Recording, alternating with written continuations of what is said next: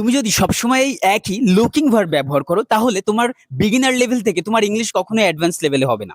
চলো আজকে এই ভিডিওতে কতগুলো লুকিং এর সিমিলার আমরা ভার্ব যে কত ধরনের দেখা বা তাকানো হতে পারে, সেক্ষেত্রে আমরা কি কি ভার্ব ব্যবহার, যখন আমরা ওয়াচিং কেয়ারফুলি, আমরা যখন পর্যবেক্ষণ করে বা ওয়াচিং কেয়ারফুলি কোনো কিছু দেখব, সেটাকে আমরা বলতে পারি অবজার্ভিং। কি বলতে পারি? অবজার্ভ।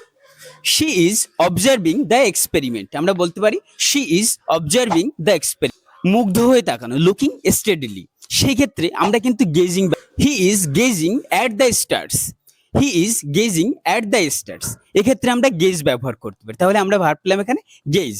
আমরা স্টিয়ারিং কখন বলবো? যখন লুকিং ফিক্সডলি, অর্থাৎ একভাবে কোনো দিকে আমি তাকিয়ে আছি, সেক্ষেত্রে আমরা কিন্তু বলতে পারি স্টিয়ারিং। ওকে, আমরা স্টিয়ারিং।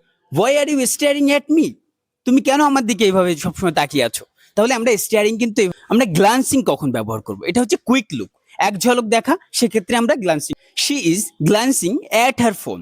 আমরা পিকিং, পিকিংটা হচ্ছে উকি দিয়ে দেখা, ঠিক আছে, উকি দিয়ে দেখা বা secret.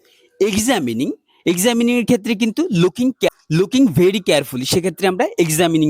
The doctor examining the patient, the doctor examining the. তুমি যদি এই ওয়ার্ডগুলো বুঝে থাকো তাহলে যে কোনো একটা দিয়ে একটা সেন্টেন্স তৈরি